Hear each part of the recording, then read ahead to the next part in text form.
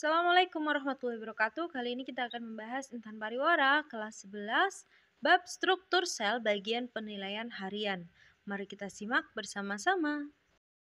Nomor 1, pasangan yang tepat antara nama organel sel beserta penjelasannya dalam tabel berikut adalah RE merupakan struktur unit gabungan, bukan.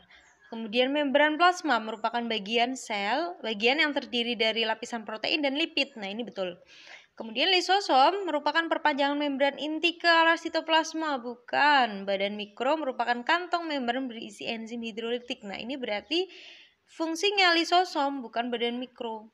Lalu yang terakhir merupakan organel berukuran sangat kecil terdiri atas proksisom dan glioksisom. Nah, ini beda lagi nih. Kalau ribosom itu fungsinya untuk sintesis protein dan dia ukurannya kecil, biasanya melekat di retikulum endoplasma kasar. Jadi jawaban yang paling tepat adalah yang B. Nomor 2, bagian-bagian sel berikut yang terdapat pada organisme prokaryotik maupun eukaryotik yaitu, ingat ya, kalau prokaryotik itu berarti dia tidak memiliki membran inti sel. Contohnya ada pada bakteri. Jadi isi organelnya di dalamnya itu lebih sederhana dibandingkan dengan organisme prokaryotik. Nah, dia memiliki membran inti sel. Selain itu, organel selnya juga lebih lengkap. Nah, di sini yang dimiliki keduanya itu adalah membran plasma, dinding sel, dan juga sitoplasma. Meskipun nama dinding selnya sendiri untuk prokaryotik itu adalah dinding peptidoglikan, tapi mereka keduanya sama-sama punya dinding. Jawabannya yang D. Nomor 3, perhatikan unsur-unsur berikut. Penggolongan unsur penyusun sel yang sesuai dalam tabel berikut adalah, jadi unsur itu dibagi jadi dua, ada unsur makro dan juga unsur mikro. Kalau makro berarti dia dibutuhkan dalam jumlah lebih banyak, sedangkan mikro dibutuhkan dalam jumlah lebih sedikit. Nah, untuk unsur makro sendiri yang dibutuhkan sel atau makhluk hidup itu adalah 1, sulfur, kemudian nomor 2-nya fosfor, dan yang nomor 5 hidrogen itu dibutuhkan dalam jumlah banyak. Sedangkan yang untuk mikro dibutuhkan dalam jumlah sedikit adalah kalium, natrium, dan juga magnesium. Jadi jawabannya yang A. Nomor 4, perhatikan gambar sel berikut. Peran organel sel yang ditunjuk oleh huruf X dan Y secara berurutan adalah, ini adalah gambar dari sel hewan. Nah, sel hewan untuk yang X itu adalah inti sel, sedangkan yang Y adalah sentriol. Nah, fungsi masing-masing untuk inti sel sendiri fungsinya adalah untuk mengendalikan seluruh kegiatan yang ada di dalam sel. Sedangkan sentriol untuk membantu proses pembelahan sel. Jadi jawabannya adalah yang A. Nomor 5, perhatikan gambar struktur membran sel berikut. Berdasarkan gambar tersebut, nama bagian yang ditunjuk oleh angka 1, 3, dan 5 secara berurutan adalah, jadi untuk nomor 1 itu adalah gambar dari lipid atau lemak, sedangkan yang nomor 2 itu gambar dari protein perifer. Nomor 3 adalah gambar dari glikoprotein. Nomor 4 gambar dari protein integral.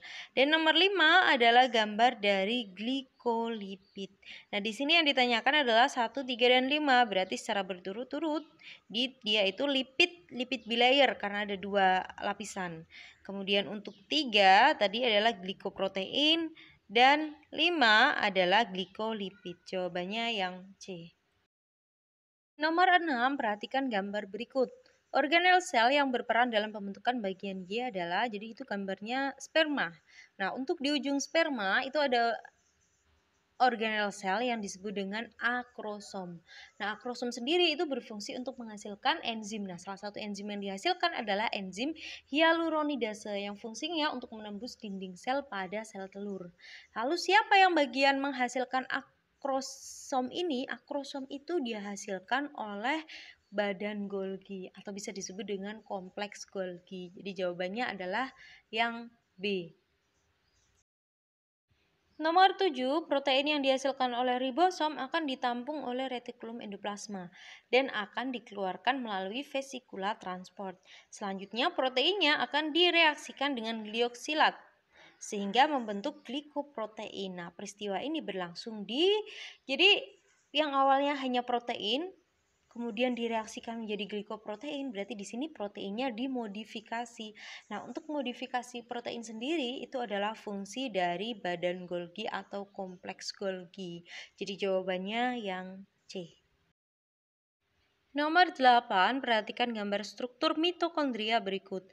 Bagian mitokondria yang merupakan tempat terdapatnya enzim pernapasan, DNA, RNA, dan protein ditujukan oleh angka.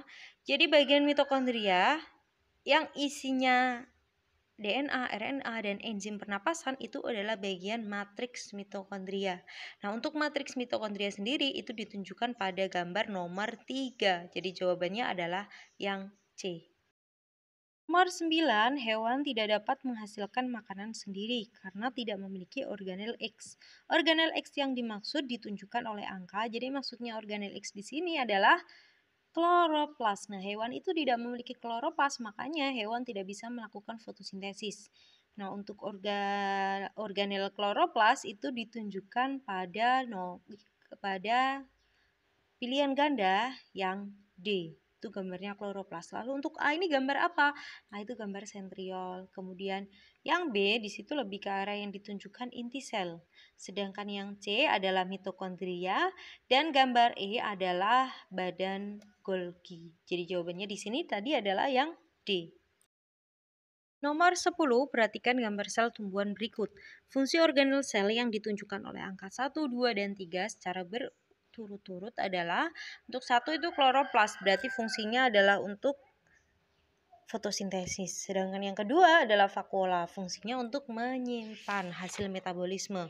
Yang ketiga adalah badan Golgi yang fungsinya sebagai tempat sintesis polisakarida. Jadi di sini jawaban yang paling tepat adalah yang D.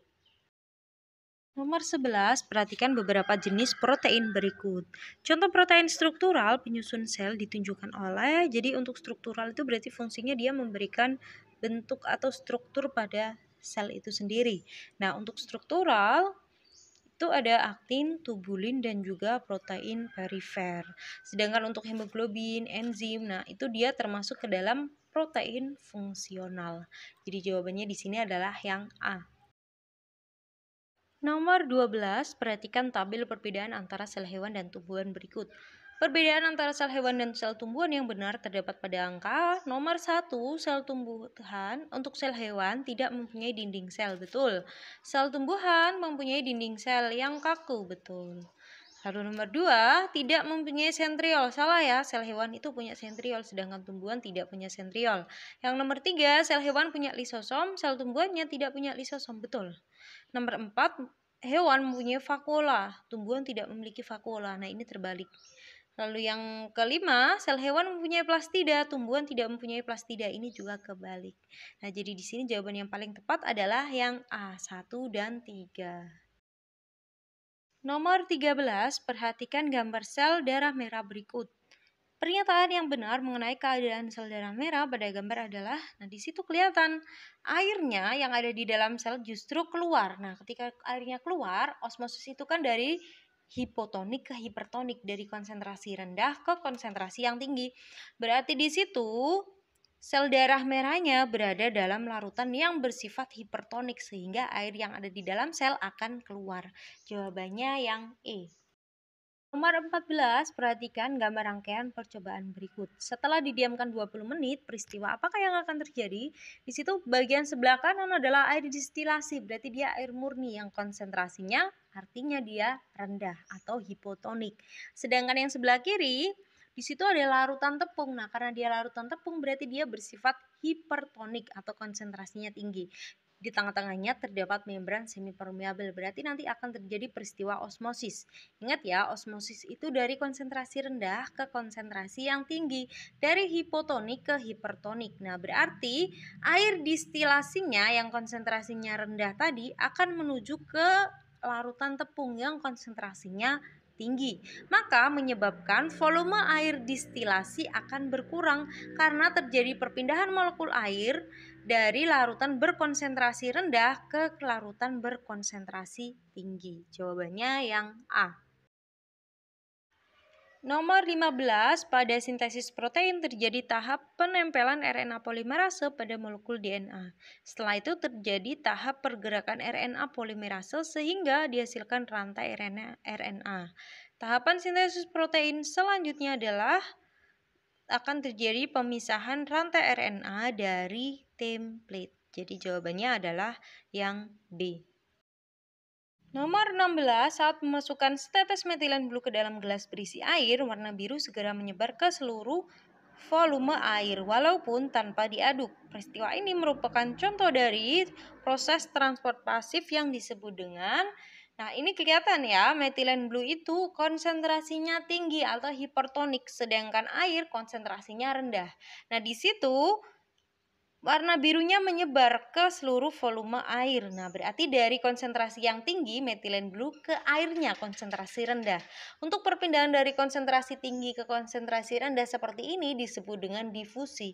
Nah, difusinya ada dua, ada difusi terbantu atau terfasilitasi. Kalau terbantu itu berarti difusinya dibantu oleh protein. Contohnya bisa pakai protein integral. Nah, tapi di sini tidak ada protein, berarti dia yang difusi sederhana. Jawabannya yang E. Nomor 17, Ferry melakukan percobaan dengan merendam daun Roy discolor ke dalam larutan X yang tidak diketahui konsentrasinya.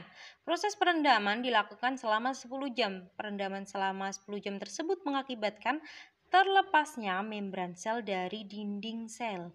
Berdasarkan hasil percobaan yang dapat diketahui bahwa daun Roy discolor mengalami, untuk di soal sini si daun rhodiocolornya selnya terlepas kan. Nah, ketika sel terlepas dari dinding sel itu menandakan bahwa terjadi peristiwa plasmolisis. Nah, untuk peristiwa plasmolisis sendiri itu bisa terjadi ketika selnya berada pada larutan yang bersifat hipertonik. Jadi jawabannya adalah yang E. Nomor 18, perhatikan gambar rangkaian percobaan berikut. Pada akhir percobaan diketahui lubang kentang terisi oleh air, ditunjukkan oleh huruf X. Dan volume air di dalam gelas beker berkurang. Pernyataan yang benar terkait dengan proses transportasi zat yang terjadi pada percobaan tersebut adalah, jadi airnya yang ada di gelas bekernya itu masuk ke dalam lubang yang ada di kentang. Kenapa bisa demikian? Karena terjadi proses osmosis.